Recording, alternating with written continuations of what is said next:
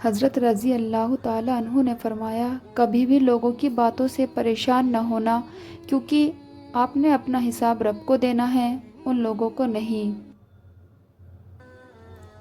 زندگی جب رلائے تو سمجھ لینا گناہ معاف ہو گئے، اور زندگی جب ہنسائے تو سمجھ لینا دعا قبول ہو گئی ہے۔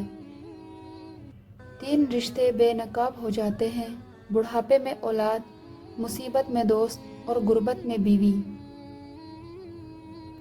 دھوکہ دینے کے 1000 طریقے ہیں، لیکن سب سے گھٹیا طریقہ محبت اور ہمدردی کا دکھاوا کرنا ہے۔ جس انسان کو غصہ زیادہ آتا ہے، وہ انسان پیار بھی اتنا ہی زیادہ کرتا ہے اور اتنا ہی صاف دل رکھتا ہے۔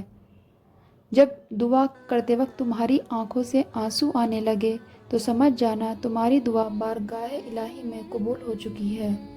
جو چغل خور کی بات پر اعتبار کرتا ہے، وہ اپنے دوست اپنوں کو اپنے ہاتھوں سے گنوا دیتا ہے۔ کسی کے خلوص اور پیار کو اس کی بیوقوفی مت سمجھو، ورنہ کسی دن تم خلوص اور پیار تلاش کرو گے تو تمہیں بیوقوف سمجھیں گے۔ ہر مشکل کے وقت کہا کرو، لا حول ولا قوت الا باللہ العلی العظیم، مشکل آسان ہو جائے گی۔ کبھی کسی کو دکھ مت دو، کیونکہ معافی مانگ لینے پر بھی دل میں درد باقی رہتا ہے، جس طرح دیوار میں سے کیل نکالنے پر سوراخ باقی رہتا ہے۔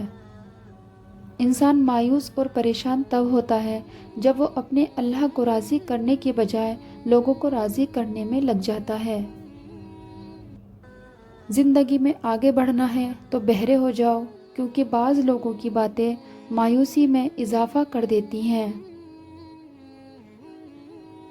جس نے تمہارے ساتھ برائی کی ہو، اس کے ساتھ تم احسان کر کے اس کا بدلہ دے دو، کیونکہ احسان بد زبانوں کی زبان بند کر دیتا ہے۔